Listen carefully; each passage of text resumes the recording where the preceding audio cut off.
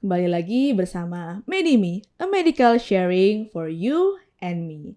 Kali ini di sesi podcast Aware Me, kita bakal ngebahas sebuah topik yang cukup menarik sih ya. Dan ini juga topik yang kekinian sih sebenarnya, yaitu mengenai toxic positivity.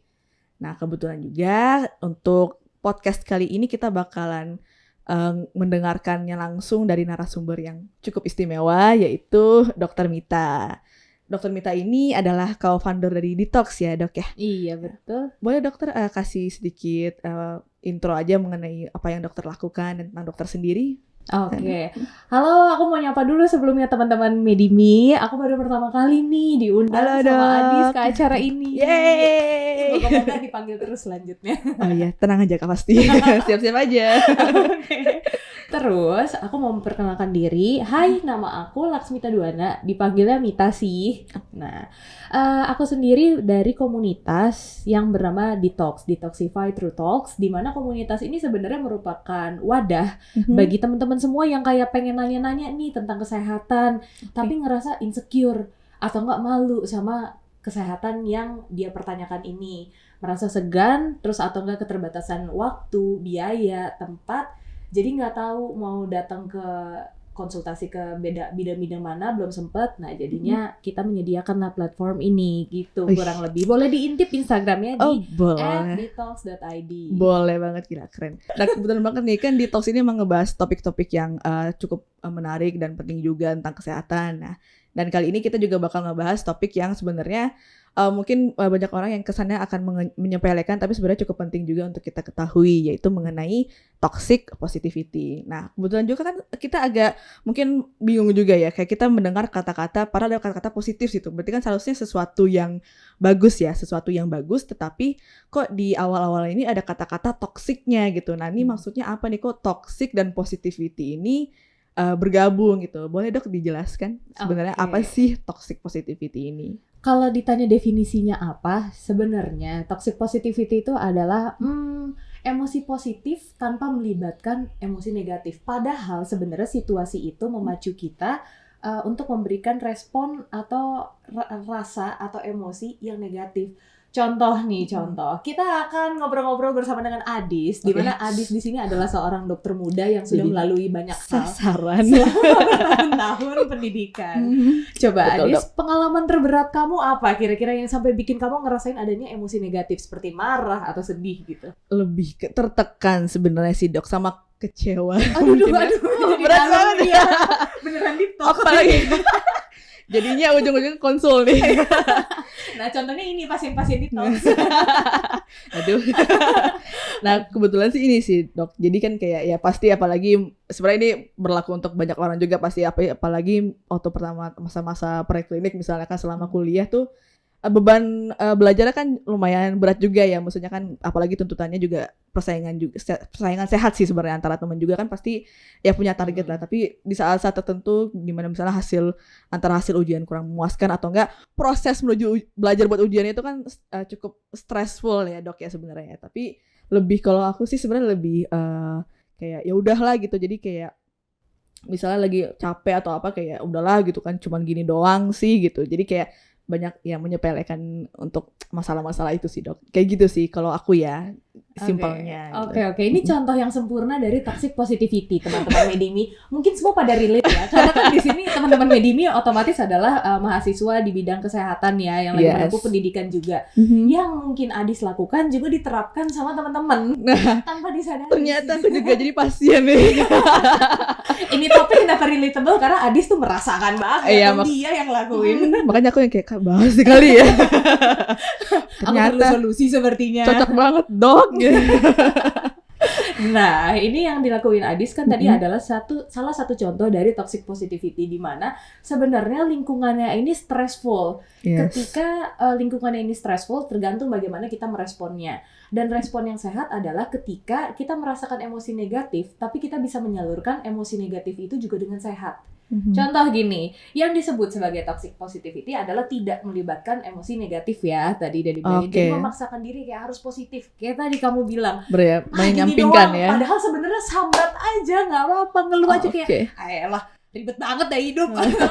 Aduh ini dosen so banget sih. Gitu. Gak apa-apa, itu kamu menyalurkan emosi negatif kamu asalkan menyalurkannya itu dengan sehat sebenarnya. Yes. Jadi sebenarnya emang harus kita memvalidasi lah ya keberadaan daripada emosi negatif ini sebenarnya dok ya. Betul. Oke. Jadi sebenarnya kita emang seharusnya jangan sampai kita mengenyampingkan gitu kan ya si emosi negatif ini. Ternyata itu sebenarnya cukup lumrah dilakukan ya oleh kita ini. Iya benar, pasti orang-orang kayak gimana ya, terkesan kayak berusaha memberikan positivity kepada diri sendiri, bagus. Tapi berikan juga waktu dan ruang bagi kamu supaya untuk meluapkan emosi negatif itu. Aku mau contohin sekarang apa mau contohin nanti nih? Boleh dok, contohin aja. Okay, kayak gimana nih? Properti BTW enggak sih? Disponsorin sama Medimi. Udah siap banget pokoknya nih. Kita ada praktikumnya.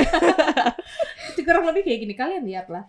Ini tong sampah nih segede ini. Ruangan yang disediakan volumenya kalian ukur sendiri. Aku nggak jago ngitung-ngitung. Oke. Nah, ibaratkan ini adalah jiwa dan raga kalian. Oke. Siap. Ini adalah Adis. Tong sampah ini adalah Adis. Ketika berada di lingkungan yang stressful, ini adalah salah satu bahan pikirannya si Adis. Yang tadinya dia pikirannya bisa aja tenang nih. Cuman ketika berada di lingkungan yang negatif, dia ngerasa stres. Ketika dia ngelolanya itu dengan tidak sehat, nanti rasanya kayak kucil.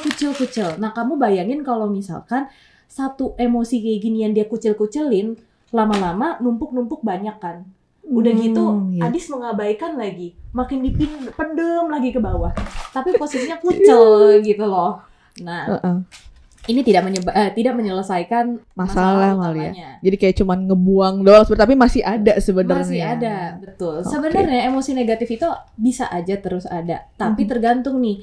Ketika kalau misalkan ini, gimana ya kayak bilangnya, ini tong sampahnya segini, Adis kapasitasnya segini. Ketika dimasukin dengan kuyil-kuyilan yang banyak, kapasitasnya akan cepat penuh. Kalau misalkan Adis bisa menyalurkan emosi negatif itu dengan lebih sehat. Jadi yang kalau misalkan dikuyil-kuyil kayak gitu paling ya 10 kertas akan bikin penuh. Kalau misalkan kita nyalurin dengan sehat kayak gini, terus lagi disalurin kayak gini. Nah, jadinya Adis punya space yang lebih banyak deh. Kayak gitu. Keren. Adis tetap segini kapasitasnya. Cuman gimana caranya dia bisa menampung lebih banyak dan lebih sehat untuk dirinya sendiri. Untuk diri sendiri malah ya dok. Gitu contohnya. Jadi lebih memberikan malah jadinya kita contohnya jadi sayang ke diri sendiri juga ya, memaintainnya itu dengan baik ya dok emosinya gitu. Betul. Ada itu nggak dok misalnya kayak step-stepnya itu yang kita bisa lakuin untuk misalnya kita lagi in stressful situation gitu kan ya, terus kita ngerasain emosi negatif ini, cara ngelolanya itu gimana ya dok? Cara kita untuk bisa nge-accept-nya gitu misalnya. Oke. Tentang mengelola emosi negatif dalam ini konteksnya adalah marah, sedih, dan seterusnya ya. Pokoknya tentang yang berhubungan dengan segala emosi. Kita kasih contoh lagi. Oke dok. Konteksnya yang tadi pendidikan berat ya. Oh iya oke. Agak deg-degan nih. Ketika ternyata stres banget nih, Adis kayak aduh gimana kayak gitu dan lain-lain. Tapi kamu kan lebih memilih untuk kayak udahlah kayak gitu. Berarti kamu mengabaikan, mengalihkan, nge-repress kayak gitu ya.